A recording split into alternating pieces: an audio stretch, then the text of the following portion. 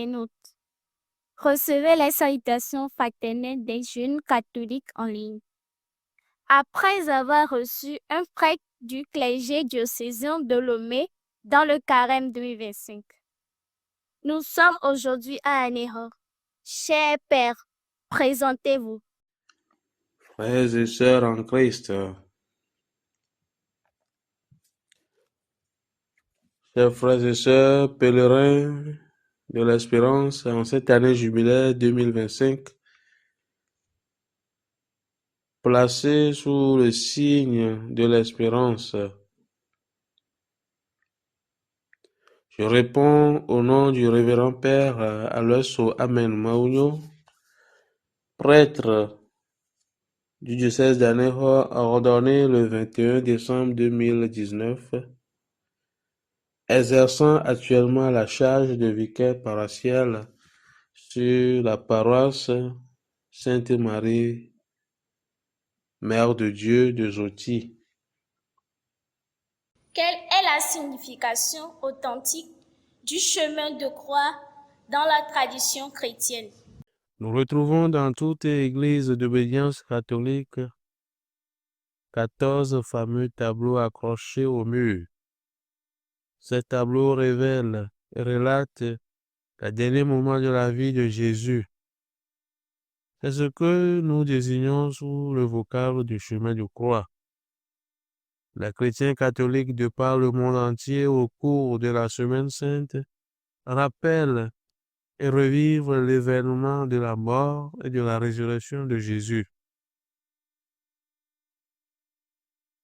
Quelle est la signification authentique du chemin de croix dans la tradition chrétienne? Dans la tradition chrétienne, le chemin de croix, en latin Via Crucis, est un acte dévotionnel privé ou communautaire qui se veut commémoration de la passion du Christ par une évocation de 14 moments particuliers, importants et indispensables de cette passion. Rappelons qu'à l'origine, le chemin de croix remonte aux origines byzantines, au IVe siècle, et avec les frères franciscains de Jérusalem, au XIVe siècle, qui ont ancré cette démarche de méditation en invitant les fidèles qui venaient à Jérusalem en pèlerinage à participer à la passion de Jésus en allant du tribunal de Pilate au calvaire. Ils sont les premiers à développer cette démarche de procession de station en station, tout en méditant sur la passion et la mort du Christ. Mais il va falloir attendre le XVe siècle, où ils ont commencé à importer cette tradition de Terre Sainte à proximité de leur église d'Italie, vu la réalité et la difficulté que peu de fidèles pouvaient se rendre à pèlerinage à Jérusalem en Terre Sainte pour éviter à ce que ce ne soit pas une dévotion réservée uniquement à ceux qui pourraient se rendre en Terre Sainte. Fada, comment le chemin de croix est-il structuré et quelle est la signification de chaque station? Le chemin de croix est structuré en 14 stations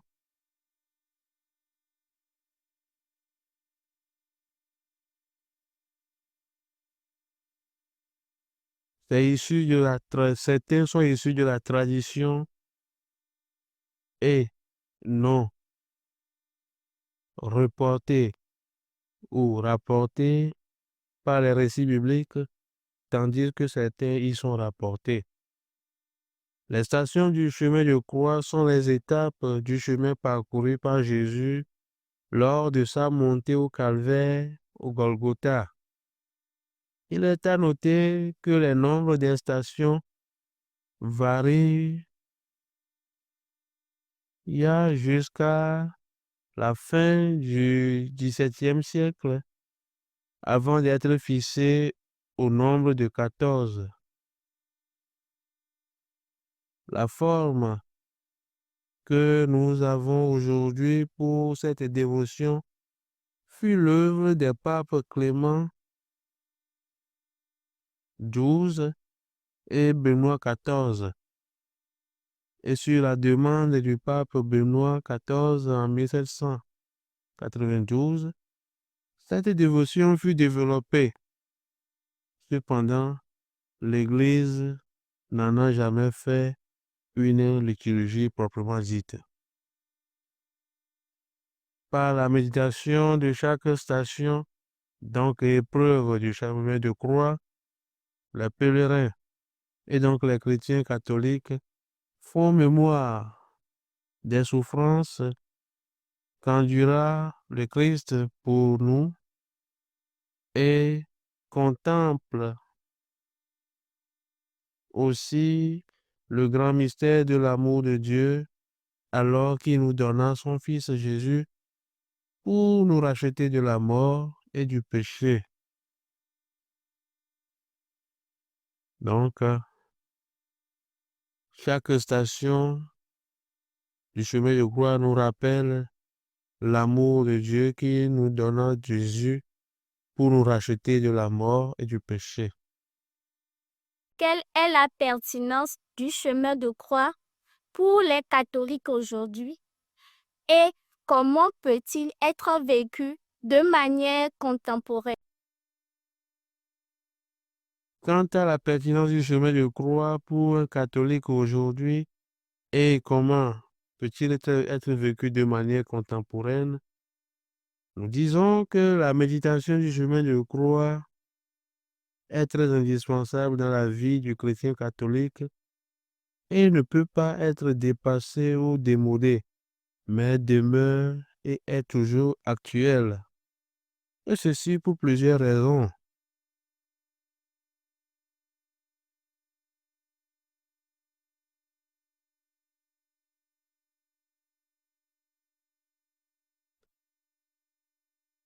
En méditant le chemin de croix, nous recevons une invitation de l'Église à s'unir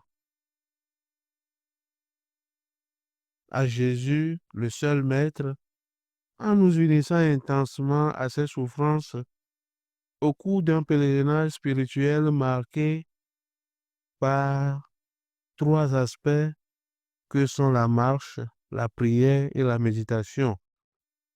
Ainsi, nous sommes appelés à cheminer dans les pas du Christ, à se laisser conduire sur le chemin qu'il propose en se faisant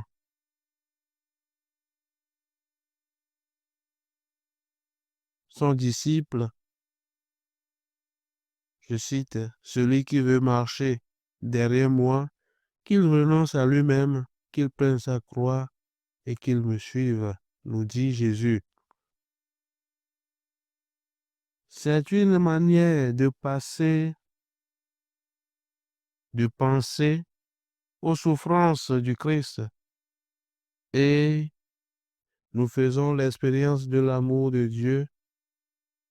Nous faisons l'expérience de l'amour que révèle son attitude. Le chemin de croix nous permet de revivre la fin de la vie terrestre du Christ afin que nous recevions la grâce de communier intensement à ses souffrances de sauveur des hommes et du monde. Nous pouvons vivre le chemin de croix d'une manière contemporaine lorsque par sa méditation, il éveille en nous